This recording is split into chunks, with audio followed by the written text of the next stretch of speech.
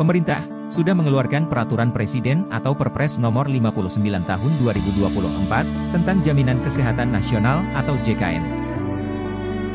Perpres itu mengamanatkan pelayanan kesehatan peserta BPJS Kesehatan berlaku kelas rawat inap standar atau KRIS. Juru bicara Kementerian Kesehatan atau Kemenkes, Muhammad Syahril mengatakan, tujuan Perpres ini adalah menjamin masyarakat sebagai peserta BPJS Kesehatan agar mendapatkan perlakuan yang sama. Perlakuan yang sama tersebut, diantaranya melalui sarana dan prasarana untuk ruang rawat inap yang disebut dengan kelas rawat inap standar atau KRIS.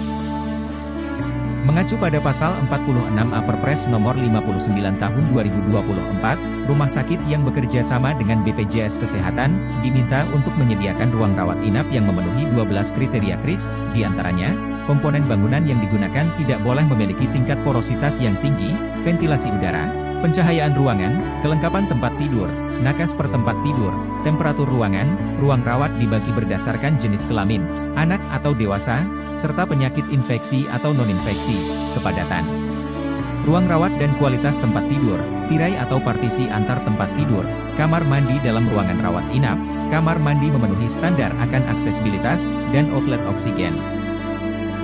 Sebagian fasilitas kesehatan sudah memenuhi 12 kriteria tersebut, tetapi masih ada yang belum memenuhi kriteria itu. Karena itu, implementasi ini masih dalam proses. Sampai dengan 1 Juli 2025, sistem kelas rawat inap di rumah sakit di Indonesia untuk peserta BPJS Kesehatan masih dibagi menjadi 3 kategori, yaitu kelas 1, kelas 2, dan kelas 3. KRIS merupakan upaya untuk perbaikan layanan dan keselamatan pasien, termasuk pasien peserta BPJS. Sebagai contoh, masih banyak di rumah sakit untuk layanan kelas 3 memiliki 8-12 tempat tidur dalam satu ruang perawatan, dan memiliki kamar mandi terpisah di luar ruangan rawat inap. Melalui Perpres ini, nantinya maksimal 4 tempat tidur dalam satu ruang perawatan, dan ada kamar mandi di tiap ruangan, ujar Syahril pada konferensi pers, Rabu, 15 Mei 2024. Saat ini, sebagian rumah sakit sudah dalam proses penerapan KRIS. Dari 3.176 rumah sakit secara nasional, ada 3.060 yang akan mengimplementasikan KRIS. Sampai dengan 30 April ini, 2.558 rumah sakit sudah siap mengimplementasikan KRIS, berdasarkan hasil survei 12 kriteria KRIS. Jadi, rumah sakit pemerintah maupun swasta tetap memberikan layanan untuk peserta BPJS Kesehatan dan non-BPJS Kesehatan, kata Syahril menambahkan. Di tiap RS, ada kewajiban untuk menyediakan tempat tidurnya untuk KRIS, yaitu di RS pemerintah sebanyak minimal 60%, dan di RS swasta sebanyak minimal 40%. Perpres Nomor 59 Tahun 2024 juga sudah mengamanatkan kementerian dan lembaga terkait melakukan evaluasi, dan hasil evaluasi itu akan menjadi acuan untuk penetapan manfaat, tarif, dan iuran. Dengan demikian, hasil evaluasi berupa ketetapan baru akan diterapkan paling lambat 1 Juli 2025.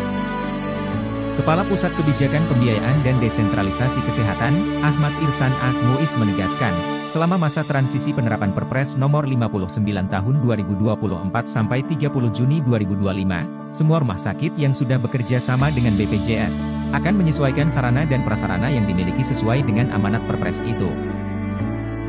Sementara itu, evaluasi terhadap tarif, manfaat, dan iuran akan dilaksanakan bersama dengan kementerian dan lembaga terkait. Nanti atas hasil evaluasi tersebut, akan dilihat penetapan tarif, manfaat, dan iurannya. Jadi, apakah dibutuhkan iuran baru, tarif baru, dan manfaatnya ini dievaluasi yang menyeluruh, nanti baru setelah hasil evaluasinya, penetapan iuran, tarif dan manfaat barunya, paling lambat 1 Juli 2025, kata Irsan. Sementara itu, Kepala Humas BPJS Kesehatan, Rizky Anugrah menegaskan, Perpres Nomor 59 Tahun 2024 tidak menyebutkan adanya penghapusan variasi kelas rawat inap 1, 2, dan 3 bagi peserta program JKN. Narasi Perpres Nomor 59 Tahun 2024 secara eksplisit tidak mencantumkan satu kalimat pun yang mengatakan ada penghapusan variasi kelas rawat inap 1, 2, dan 3. Kendati demikian, para pemangku kepentingan akan melakukan evaluasi terhadap hal tersebut. Para pemangku kepentingan yang dimaksud, yakni Kemenkes, BPJS Kesehatan, Kementerian Keuangan, dan Dewan Jaminan Sosial Nasional atau DJSN. Kami akan bersama-sama melihat dari implementasi Perpres nomor 59 tahun 2024 ini, sampai dengan 30 Juni 2025, tentu saja, iuran yang selama ini banyak ditanyakan masih tetap, tidak ada penghapusan kelas. Jadi, otomatis untuk iuran ini masih mengacu pada Perpres yang masih berlaku, yaitu Perpres 64 tahun 2020, jadi masih ada kelas dan iuran masih sama, ucap Rizky. Sesuai pasal 51 ayat 1 Perpres nomor 59 tahun 2024 menyebutkan, bahwa peserta dapat meningkatkan perawatan yang lebih tinggi dari haknya, termasuk rawat jalan eksekutif, dengan mengikuti asuransi kesehatan tambahan.